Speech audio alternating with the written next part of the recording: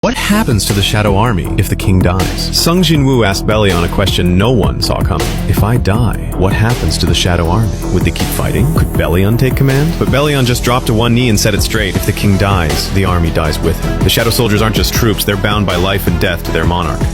That loyalty is their strength, but also their greatest weakness. Later, in a high-stakes meeting with global leaders, Sung Jinwoo didn't sugarcoat it. Run. Get as far from the gates as you can. Then he returned to his isolated training island, only to find something insane.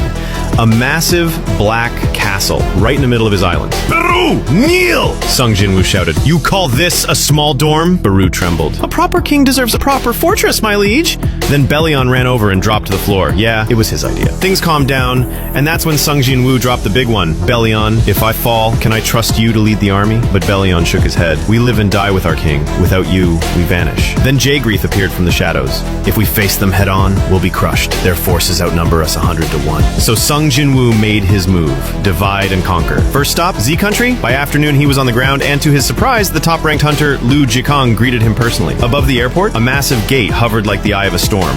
Z Country had gone all in. 100,000 elite hunters gathered beneath it. Sung Jinwoo nodded. Impressive. Then, boom, he summoned his shadow army. Rows of undead beasts, warriors, titans, assassins, lined up in perfect order. Lu was stunned. This wasn't a battle. It was a massacre waiting to happen. And then, of course, Baru started drama. Who told you to stand at the king's left side? That's my spot. Sung Jinwoo.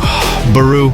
They're allies. Before the tension could settle, the gate began to pulse. Everyone looked up, hearts pounding. It was opening. Sung Jinwoo stared into the swirling void, waiting for the enemy, but Belion whispered, My king, I sense nothing. That's when it hit Sung Jinwoo like a truck. He reached out, his shadows stationed at other gates around the world. Same report, nothing. He'd been outplayed. This wasn't an invasion. It was a distraction. Antares, the monarch of destruction, wasn't dividing his forces.